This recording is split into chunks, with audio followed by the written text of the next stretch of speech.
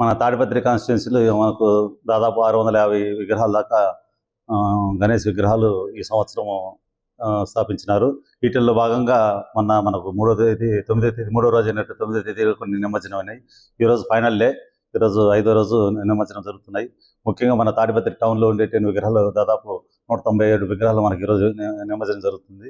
ఇందులో భాగంగా మనకు ఒక 5 ప్లేసెస్లో నిమజ్జనం జరుగుతుంది. చెమలాగుపల్లి దగ్గర, తేరన్నపల్లి దగ్గర, అట్లే ఆలూరు కోన దగ్గర, నెక్స్ట్ మన ఎర్రగొండపల్లి దగ్గర జరుగుతున్నాయి. ఒక 40 చిల్లర విగ్రహాలు కూడా మన కడప జిల్లా అయినటువంటి సుగమంచిపల్లి తాళపుర దగ్గర కూడా నిమజ్జనానికి వెళ్తున్నాయి పెన్నా నదిలోకి. ఇక్కడికి అన్ని ప్లేసెస్లో కూడా బందోబస్తు వేసుకోవడం జరిగింది.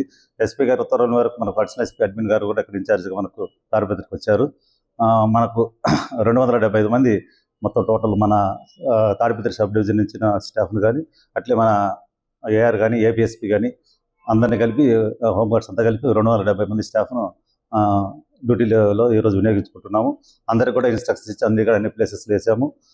అదేవిధంగా మన రాజకీయ నాయకులు కూడా అందరికీ కూడా మేము మాట్లాడి ఈరోజు ప్రశాంతంగా ఈ గణేష్ నిమజ్జనం జరిగేటట్లు అందరికీ కూడా మాట్లాడి అందరూ కూడా సహకరిస్తామని చెప్పారు. కాబట్టి ఎక్కడ కానీ అవాంఛనీయ జరగకుండా ఈ గణేష్ నిమజ్జనాన్ని ప్రశాంతంగా ముగించేదానికి ప్రయత్నాలు చేస్తున్నాం. భారీ విగ్రహాలు కూడా గతంలో మీటింగ్లు పెట్టుకోవడం జరిగింది. అది మనకు ఇప్పుడు చెమలాపల్లి దగ్గర ఉండే యొక్క ఇమర్షన్ పాయింట్కు వస్తే అది రైలు గేట్ వస్తుంది మధ్యలో. అక్కడ రైలు గేటు హైట్ తగిలే అవకాశం ఉంది కాబట్టి అవన్నీ ఎర్రగొండపల్లికి మార్చుకున్నాం. మార్చుకొని సపరేట్గా ఎర్రగొండపల్లి కూడా మన రూరల్ సీఏ గారిని బందోబస్తు పెట్టుకుంటూ అక్కడ స్టాఫ్ తీసుకున్నాము. అక్కడ కూడా క్రేన్లు, జేసీబీలు పెట్టుకొని అక్కడ నిమజ్జనానికి తగిన ఏర్పాట్లు చేస్తాం. అంటే కేసులు రావని అనుకుంటున్నాం, ఎందుకంటే అన్ని కూడా ప్రశాంతంగా జరిగేదానికి అందరూ కూడా సహకరిస్తామని చెప్పారు. మేము దానికి తగ్గట్టుగా బందోబస్తు ఏర్పాటు చేసాము. ఎలాంటి అవాంఛనీయ సంఘటనలు జరగవు.